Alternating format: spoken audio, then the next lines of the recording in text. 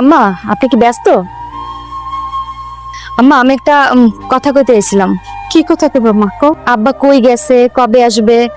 না মানে আসলে হয়েছে কি আম্মা, আব্বা বাড়িতে না থাকলে না বাড়িটা কেমন যেন খালি খালি লাগে। আম্মা, আপনি কি কিছু ভাবতেছেন? না তো, কিছু ভাবতাছি না। আসলে তুমি ঠিকই কইছো মা, তোমার শ্বশুর বাড়িতে না থাকলে বাড়িটা কেমন জানি খালি খালি লাগে। আমারও মনটা খুব খারাপ লাগতেছে মোরা।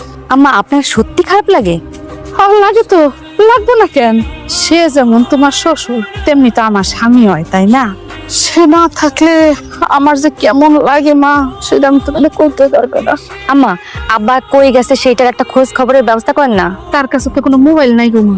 মানুষটা কেমন আছে, কি করতেছে, আর কুসুমের বাইরে ঠিকমতো পৌঁছেছে কিনা কে জানে। যেখানে যাক, মানুষটা ভালো থাক। মানুষটা না আসলে অনেক ভালো। বোমা, আমি তাহলে এখন চাই, হ্যাঁ আমার আবার চাই রান্না বসাইতে। আচ্ছা আম্মা।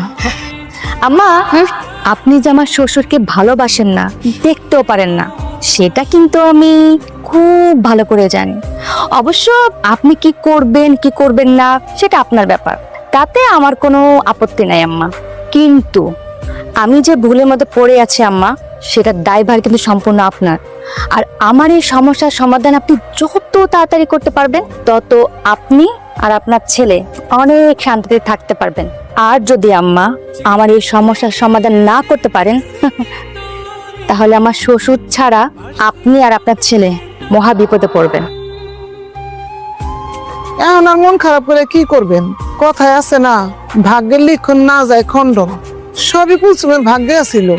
ভাগ্য বদলানো যায়। আপনারা কথা কন, আমি রান্নার ব্যবস্থা করি। কত চেষ্টাই তো করলাম ভাগ্য পরিবর্তন করার জন্য, কিন্তু পরিবর্তন তো হলো না।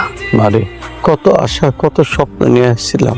আচ্ছা, এমন একটা পরীক্ষার মধ্যে পড়লাম, এই পরীক্ষা তো আর আমি সহ্য করতে পারতেছি না মা। আমি খুব একা হয়ে গেছি বাবা, আমি যে একা হয়ে গেছি। এই বয়সে সুখ আর সুখ থাকার কথা, অথচ আমি আমার জীবনে যে কষ্ট দেখতেছি, জানি না কারো জীবনে এমন হয় কিনা।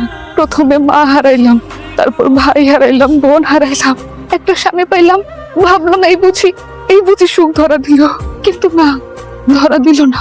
স্বামীটাও হারাইলাম, বাঁচার জন্য একটা বাচ্চা ছিল, সেই বাচ্চাটাও হারাইলাম। আমি এখন কি নিয়ে বাঁচবো বাবা, বলতে পারেন? না রে মা, তুই কিছু হারাস নাই, সবাই তোর কাছ থেকে হারায় গেছে। আর তাছাড়া তুই তো একা না, এখন আমি আছি।